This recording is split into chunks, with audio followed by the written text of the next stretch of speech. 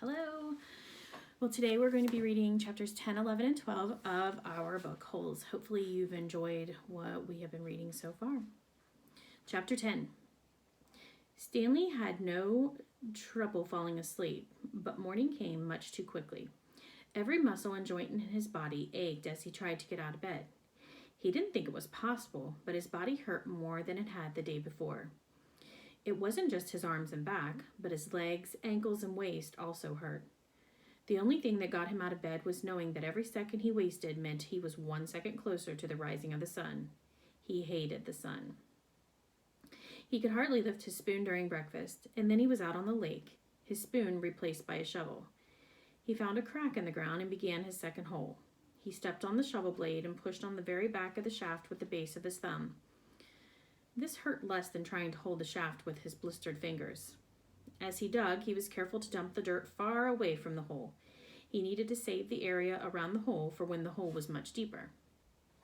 He didn't know if he'd ever get that far. X-ray was right. The second hole was the hardest. It would take a miracle. As long as the sun wasn't out yet, he removed his cap and used it to protect his hands. Once the sun rose, he would have to put it back on his head. His neck and forehead had been badly burned the day before. He took it one shovelful at a time and tried not to think of the awesome task that lay ahead of him.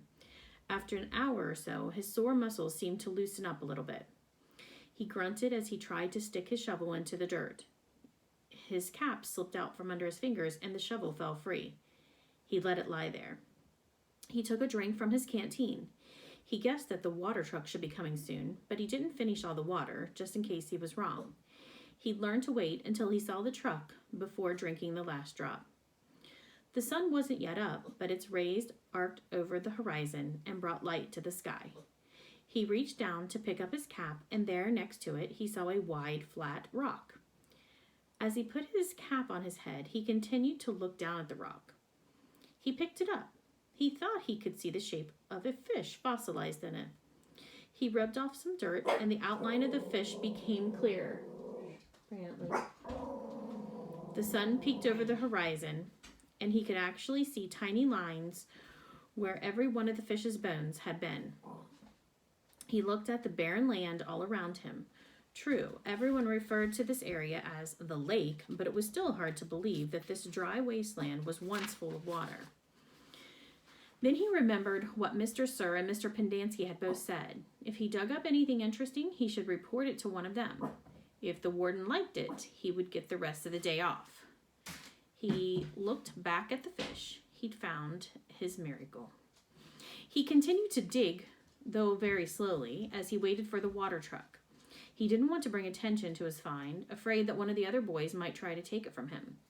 He tossed the rock face down beside his dirt pile as if it had no special value. A short while later, he saw the cloud of dirt heading across the lake. The truck stopped and the boys lined up.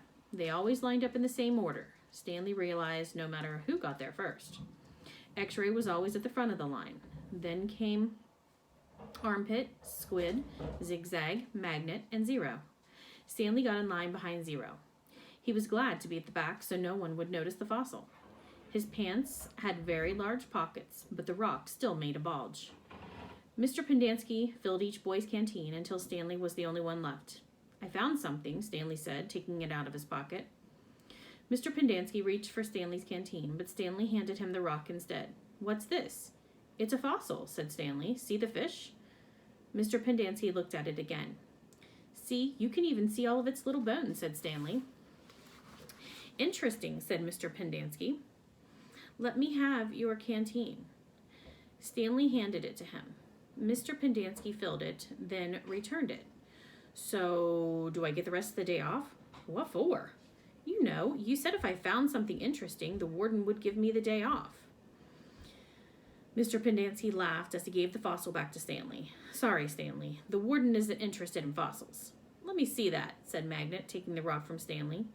Stanley continued to stare at Mr. Pendanski. Hey, Zig, dig this rock. Cool, said Zigzag. Stanley saw his fossil being passed around. I don't see nothing, said X-ray.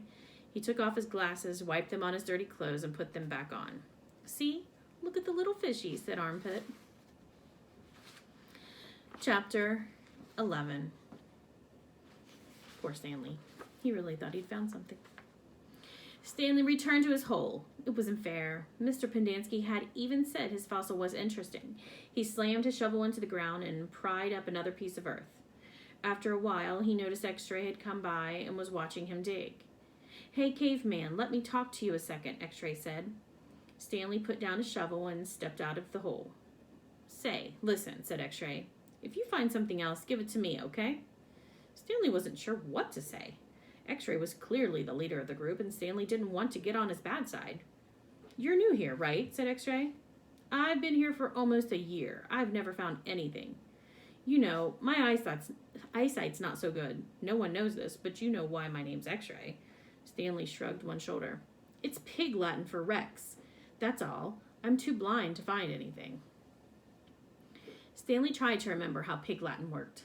"I mean," X-Ray went on, "why should you get a day off when you've only been here a couple days? If anybody gets a day off, it should be me. That's only fair, right?" "I guess," Stanley agreed. X-Ray smiled. "You're a good guy, caveman." Stanley picked up his shovel. The more he thought about it, the more he was glad that he agreed to let X-Ray have anything he might find. If he was going to survive at Camp Green Lake, it was far more important that X-Ray think he was a good guy than it was for him to get one day off. Besides, he didn't expect to find anything anyway. There probably wasn't anything of interest out there, and even if there was, he'd never been what you would call lucky. He slammed his blade into the ground, then dumped out another shovelful of dirt. It was a little surprising, he thought, that X-Ray was the leader of the group, since he obviously wasn't the biggest or the toughest. In fact, except for Zero, X-Ray was the smallest. Armpit was the biggest. Zigzag may have been taller than Armpit, but that was only because of his neck. Yet Armpit and all the others seemed to be willing to do whatever X-Ray asked of them. As Stanley dug up another shovelful of dirt, it occurred to him that Armpit wasn't the biggest. He, the caveman, was bigger. He was glad they called him Caveman. It meant they accepted him as a member of the group. He would have been glad, even if they'd called him Barfbag. It was really quite remarkable to him. At school, bullies like Derek Dunn used to pick on him. Yet, Derek Dunn would be scared senseless by any of the boys here. As he dug his hole, Stanley thought about what it would be like if Derek Dunn had to fight Armpit or Squid. Derek wouldn't stand a chance. He imagined what it would be like if he became good friends with all of them, and then for some reason they all went with him to his school, and then Derek Dunn tried to steal his notebook. "Just what do you think you're doing?" asked Squid as he slams his hand into Derek Dunn's smug face. "Caveman's our friend," says Armpit, grabbing him by the shirt collar. Stanley played the scene over and over in his mind, each time watching another boy from Group D beat up Derek Dunn. It helped him dig his hole and ease his own suffering. Whatever pain he felt was being felt 10 times worse by Derek. Chapter 12. Again, Stanley was the last one to finish digging. It was late afternoon when he dragged himself back to the compound. This time he would have accepted a ride on the truck if it was offered. When he got to the tent, he found Mr. Pendanski and the other boys sitting in a circle on the ground. "Welcome, Stanley," said Mr. Pendanski. "Hey, caveman, you get your hole dug?" asked Magnet. He managed to nod. "You spit in it?" asked Squid. He nodded again. "You're right," he said to X-Ray. "Second hole's the hardest." X-Ray shook his head. The third hole's the hardest," he said. "Come join our circle," said Mr. Pendanski. Stanley plopped down between Squid and Magnet. He needed to rest up before taking a shower. "We've been discussing what we want to do with our lives," said Mr. Pendanski. "We're not going to be at Camp Green Lake forever. We need to prepare for the day we leave here and join the rest of society." "Hey, that's great, Mom," said Magnet. "They're going to finally let you out of here." The other boys laughed. "Okay, Jose," said Mr. Pendanski. "What do you want to do with your life?" "I don't know," said Magnet. "You need to think about that," said Mr. Pendanski. "It's important to have goals. Otherwise, you're going to end up right back in jail.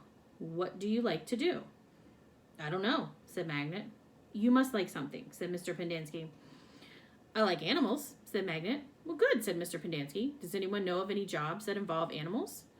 "Veterinarian," said Armpit. "That's right," said Mr. Pendanski. "He could work in a zoo," said Zigzag. "He belongs in the zoo," said Squid. Then he and X-Ray laughed. How about you, Stanley? Any ideas for Jose? Stanley sighed. Animal trainer, like for the circus or movies or something like that. Any of those jobs sound good to you, Jose? Asked Mr. Pendanski. Yeah, I like what Caveman said about training animals for movies. I think it would be fun to train monkeys. X-Ray laughed. Don't laugh, Rex, said Mr. Pendanski. We don't laugh at people's dreams. Someone is going to have to train monkeys for the movies. Who are you kidding, Mom? Asked X-Ray. Magnet's never going to be a monkey trainer. You don't know that, said Mr. Pendanski. I'm not saying it's going to be easy. Nothing in life is easy, but that's no reason to give up.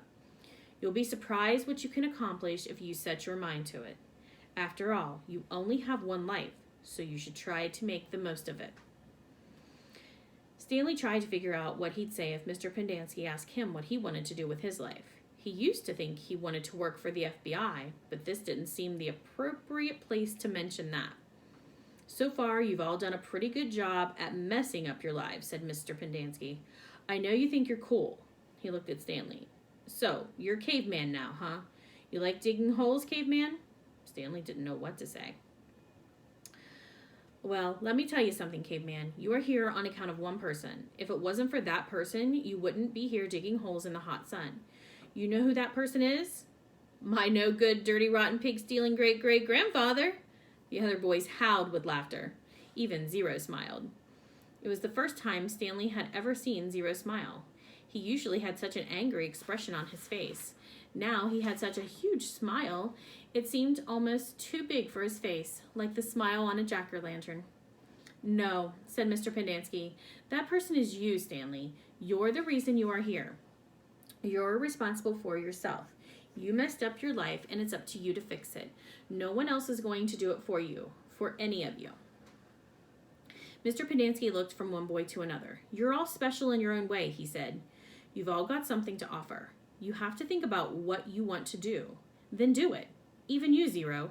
You're not completely worthless. The smile was now gone from Zero's face. What do you want to do with your life? Mr. Pendanski asked him. Zero's mouth was shut tight. As he glared at Mr. Pendanski, his dark eyes seemed to expand. What about it, Zero? Asked Mr. Pendanski. What do you like to do? I like to dig holes. All right.